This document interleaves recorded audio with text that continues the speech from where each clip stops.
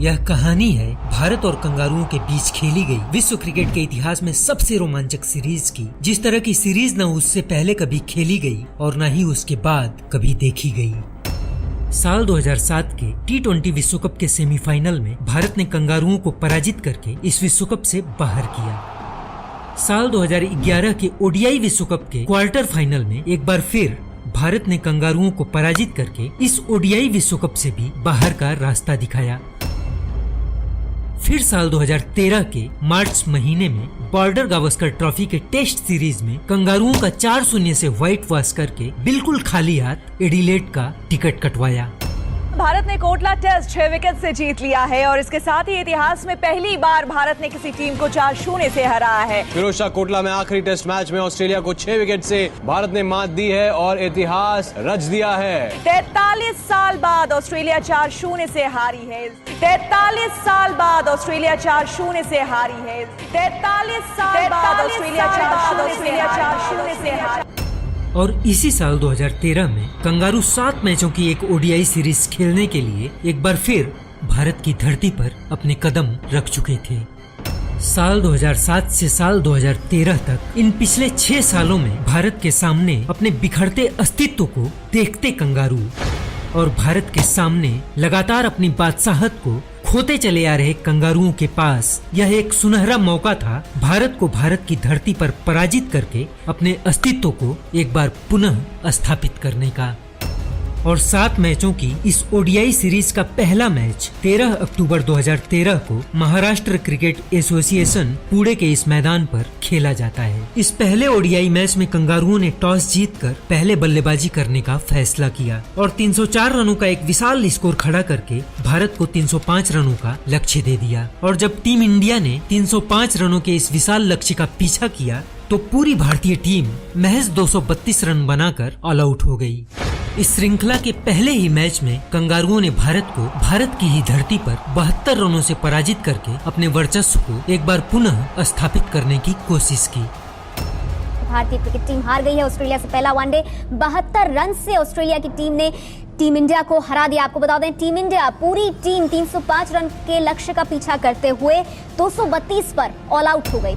72 रनों से मिली इस पराजय के बाद अपने ही देश की मीडिया अब अपने ही विश्व विजेता कप्तान पर सवाल खड़े कर रही थी। अब अपने ही देश की मीडिया अब अपने ही देश के उन खिलाड़ियों को भी कटघरे में खड़ी कर रही थी जिन्होंने सिर्फ 3 महीने पहले ही पहली बार पूर्ण रूप से चैंपियंस ट्रॉफी जीतकर चैंपियंस ट्रॉफी के बनवास को खत्म करके भारतीय क्रिकेट के इतिहास में 4 चांद लगा दिया था।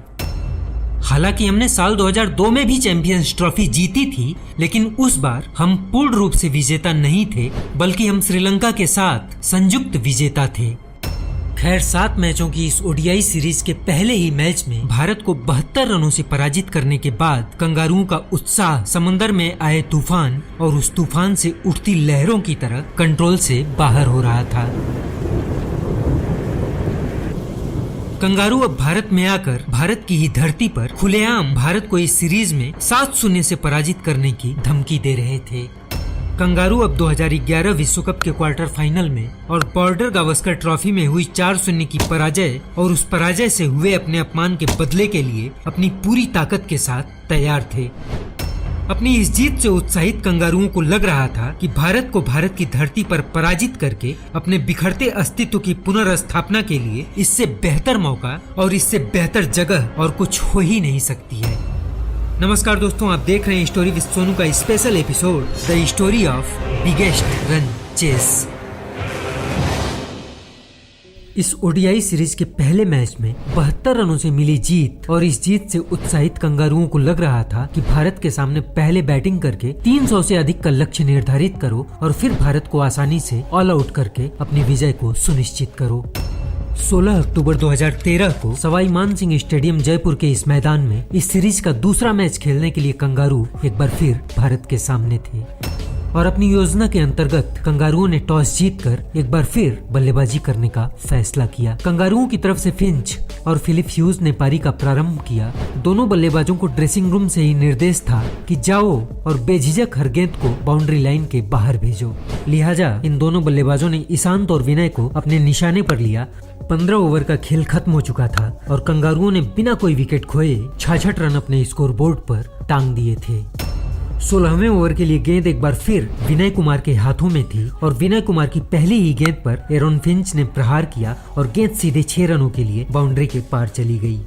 लेकिन इसी ओवर की दूसरी गेंद पर रैना ने एक कितना शानदार थ्रो किया जिसने स्टंप को उखाड़कर जमीन पर फेंक दिया और फिंच को पवेलियन वापस भेज दिया। जहां भारत के सभी गेंदबाज कंगारुओं का एक भी विकेट लेने में असफल हो रहे थे, वहीं रैना ने एक फील्डर के तौर पर भारत को पहली सफलता दिलवाकर एक बार फिर साबित कर दिया कि उस दौर में रैना से बेहतर फील्डर कोई दूसरा टीम इंडिया में नहीं था। खैर, एरॉन फिंच के जाने के बाद फिलिप ह्यूज और वॉटसन ने भारतीय गेंदबाजों को एक एक विकेट के लिए तरसा दिया। कंगारुओं ने भारत के सभी गेंदबाजों पर अपना आक्रमण जारी रखा और अपनी योजना के अंतर्गत 50 ओवर पूरे खेलकर 359 रनों का एक विशाल स्कोर खड़ा कर दिया। कंगारुओं के इतिहास में पहली बार टॉप ऑर्डर के 5 बल्लेबाजों ने अपनी हाफ सेंचुरी पूरी करके 50 या उससे अधिक रन बना डाले थे। कंगारुओं के कप्तान जॉर्ज बेली ने 50 गेंदों में 92 रन और ग्लेन मैक्सवेल ने 32 गेंदों में 53 रन ठोककर भारतीय गेंदबाजी को उस दिन तहस नहस कर दिया था। कप्तान जॉर्ज बेली के बाद इस मैच में कंगारुओं की तरफ से फिलिप ह्यूज ने दूसरा सबसे बड़ा स्कोर 83 रनों का बनाया था।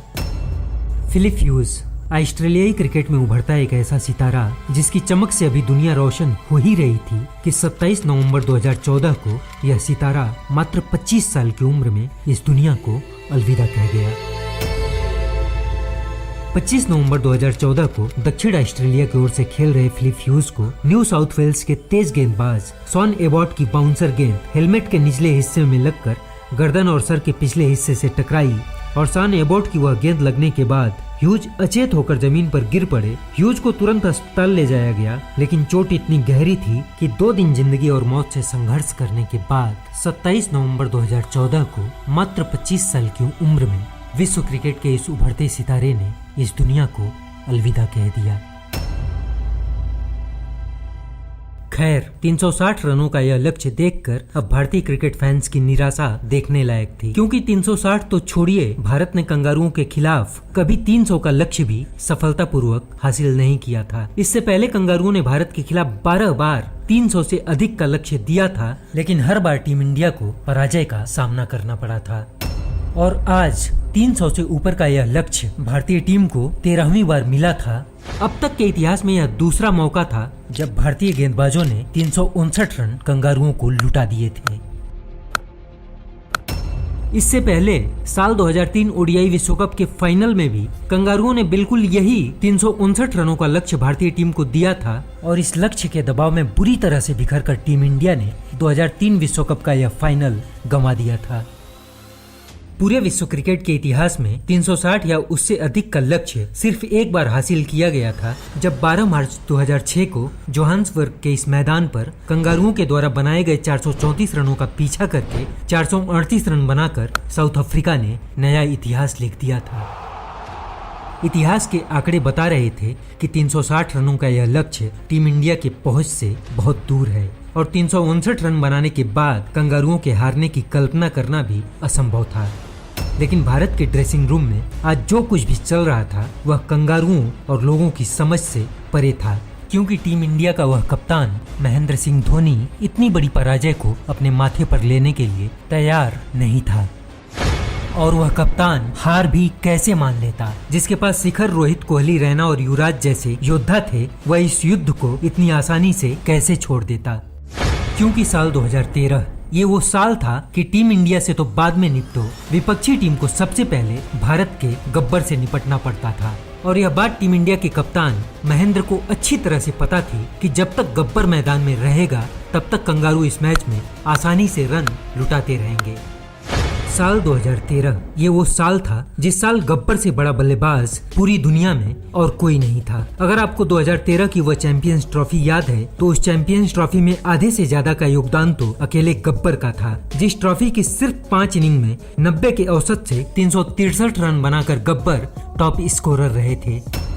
शिखर धवन भारतीय क्रिकेट के एक अमूल्य धरोहर थे। शिखर के जैसा प्रारंभिक बल्लेबाज भारत आज तक तलाश कर रहा है, लेकिन वह तलाश आज भी अधूरी है।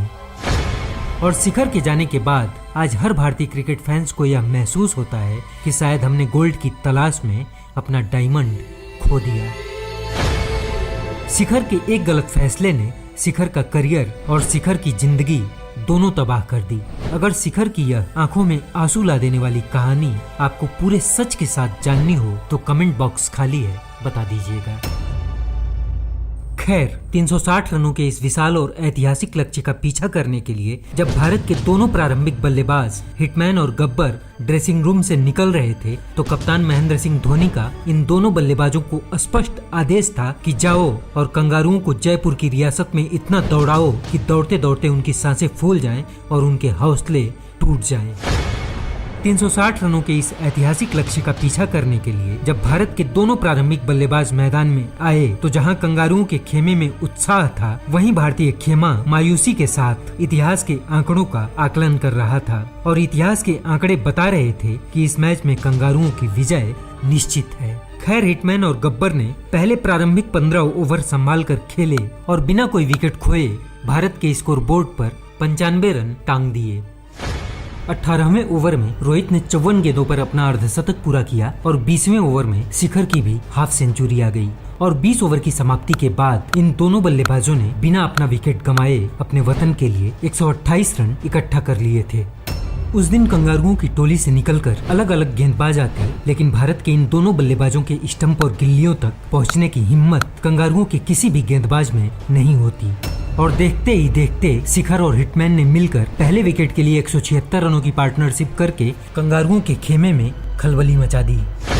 27वें ओवर की पहली गेंद पर जब धवन आउट हुए तब तक 86 गेंदों में 95 रन बनाकर धवन ने कंगारुओं के चक्रव्यूह को पूरी तरह से ध्वस्त करके इस मैच की पूरी कहानी पलट दी थी।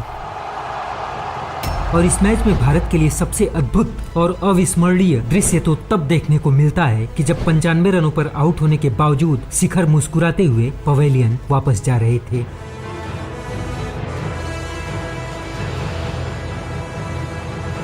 क्रिकेट के इतिहास में ऐसा लम्हा शायद आपको बहुत कम देखने को मिलेगा कि कोई बल्लेबाज सिर्फ 5 रनों से अपने शतक से दूर रह गया हो और उसके चेहरे पर निराशा और मायूसी की जगह मुस्कुराहट हो। लेकिन उस दिन भारत के उस शिखर का वो मुस्कुराता हुआ चेहरा बता रहा था कि शिखर को अपनी सेंचुरी मिस करने का कोई अफसोस तो बिल्कुल नहीं था, बल्कि खुशी इस बात की थी कि शिखर ने अपने वतन को उस मोड़ पर लाकर खड़ा कर दिया था जहां से अब भारत कंगारुओं के खिलाफ एक ऐतिहासिक विजय के लिए आगे बढ़ रहा था। खैर, शिखर का विकेट लेने के बाद कंगारुओं के किले में प्रवेश कर रहा था भारत का एक और उभरता हुआ सितारा जिसे दुनिया उस समय सिर्फ विराट के नाम से जानती थी। और कंगारुओं के किले में आने के बाद विराट नाम के उस लड़के ने उस दिन 2 ओवर तक कंगारुओं के किले और कंगारुओं के योद्धाओं का निरीक्षण किया और यह निरीक्षण समाप्त करने के बाद विराट ने अपना हथियार उठाकर कंगारुओं पर प्रहार करना प्रारंभ कर दिया। और विराट का यह प्रहार इतना भयानक था जो चौकों में कम और छक्कों में ज्यादा हो रहा था। कंगारुओं ने उस दिन भारत के सामने अपने सारे अस्त्र शस्त्र का इस्तेमाल किया, लेकिन विराट और रोहित के सामने कंगारुओं के सारे अस्त्र और शस्त्र फेल हो जा रहे थे। विराट ने उस दिन सिर्फ 27 गेंदों में अपना अर्धशतक पूरा किया और 35 ओवर समाप्त होते होते भारत के स्कोर बोर्ड पर कुल 262 रन लिख दिए।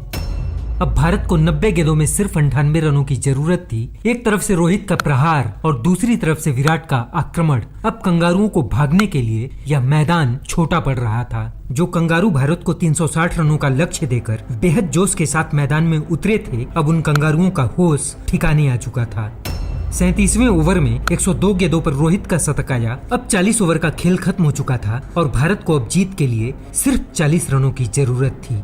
अब भारतीय क्रिकेट फैंस की दिलचस्पी इस मैच को जीतने से ज्यादा विराट के शतक पर आकर ठहर जाती है। खैर, विराट ने सिर्फ 52 गेंदें खेलकर इस मैच में अपनी सेंचुरी पूरी करके किसी भी भारतीय बल्लेबाज द्वारा अब तक के इतिहास में सबसे तेज शतक बनाने का रिकॉर्ड बना डाला और विराट का शतक आते ही पूरा स्टेडियम तालियों के शोर से गूंज उठा।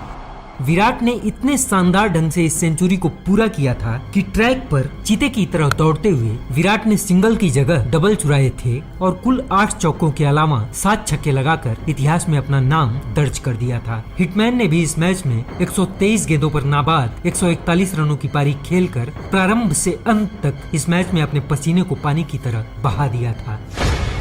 शिखर, रोहित और विराट के पराक्रम की बदौलत भारत ने कंगारुओं के 360 रनों के इस ऐतिहासिक लक्ष्य को सिर्फ 43.3 ओवर में प्राप्त करके कंगारुओं के अभिमान पर एक बार फिर प्रहार कर दिया था।